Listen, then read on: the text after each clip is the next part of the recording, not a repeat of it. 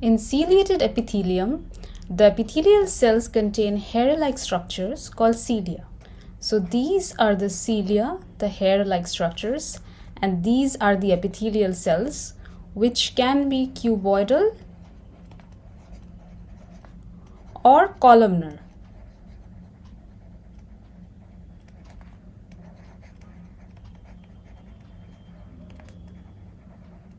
So what is the importance of these hair-like structures and where are they found? So they can be found in the respiratory tract,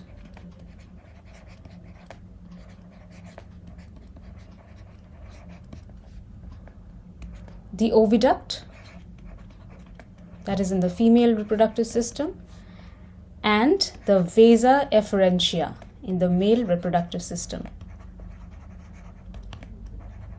These are some examples of where they are found. But why is ciliated epithelium found in these places?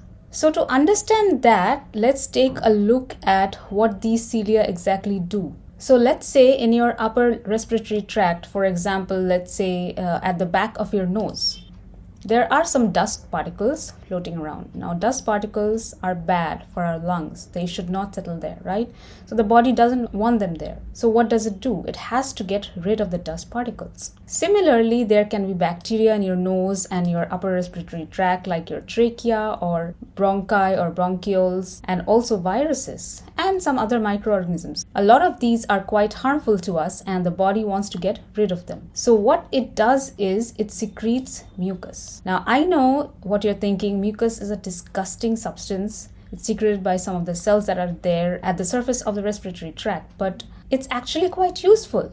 So what this mucus does is, as you know, mucus is a sticky substance. It traps all these dust and bacteria and viruses inside. And then the body has to get rid of this whole mucus with all these trapped things inside it. It's much easier to get rid of the mucus, which is much bigger than the tiny dust or bacteria or viral particles. And that is where the cilia come into the picture. So the cilia have a sweeping motion, kind of like a broom. As a broom can be used to sweep the floor, similarly the cilia, because of the structure is essentially the same as that of a broom.